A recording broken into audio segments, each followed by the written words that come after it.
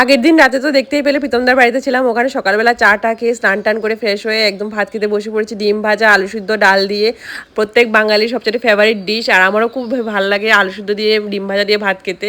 ভাত টাত খেয়ে চলে এসেছি দিদির বাড়িতে। ওখানে দুপুরবেলা ছিল অ্যানিভার্সারি, মেনুতে ছিল দই কাতলা, ফ্রাইড রাইস, তারপরে ছিল চিকেন, স্যালাড, চাটনি, পাঁপড়ও ছিল, কিন্তু মিষ্টিও ছিল। খাওয়া দাওয়া করে পেট একদম গরম করে খাওয়া দাওয়া করে চলে এসেছি এখন স্টেশনে বাড়ি যাওয়ার জন্য। আর গড়িয়া থেকে আমরা কিন্তু বাড়িতে চলে এসেছি। আর এটা হলো পরদিনের ভিডিও। বাড়িতে আসার পর, বাড়িতে আসতে আসতে সন্ধ্যা হয়ে গেছে, 7:30 বেজে গেছে। তার পরদিন ছিল ভোটের রেজাল্ট, যেটা পশ্চিমবঙ্গে একটা ইতিহাস গড়ে নিয়েছে। তো সকালবেলা উঠে কিন্তু আগে একটা বেগুন চিড়ে নিয়েছি, বেগুনটা দিয়ে মাছের তেল করব কি। আর আমি তেল কিছু দেখাইনি, আমার ফুল মানে খুব টেনশনে ছিলাম। আমি ভোট দিইনি পশ্চিমবঙ্গে, তারপরেও কিন্তু খুব টেনশনে ছিলাম আমি, কারণ আমার ভোটার এখনও ট্রান্সফার হয়নি।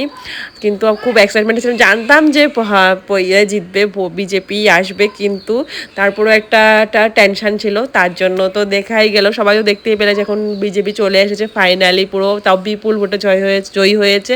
তার জন্য আমরা রাত্রেবেলা কিন্তু বৃষ্টিও চলেছে, সবাই মিলে এখানে বসে আড্ডা মারছিলাম আর খেয়ে নিয়েছিলাম ঝালমুড়ি, কারণ এখানে ঝালমুড়ি আর মিষ্টি এখন সেলিব্রেট হচ্ছে পুরো পশ্চিম বাংলায়।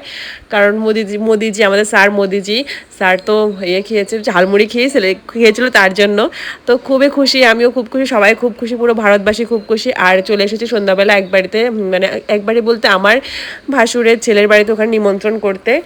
আমার ছেলের বাড়িতেই বলতে গেলে আমার ওখানে একটা খরগোশ, মানে ওরা খরগোশ পালে, তো খরগোশটাকে খুব আদর করছে। অনেক বছর পরে খরগোশ দেখতে পেলাম, তো খরগোশটাকে একটু কোলে নিয়ে আদর করছে, আর লোভ সামলাতে পারিনি, কতটা কিউট লাগছে দেখো খরগোশটাকে।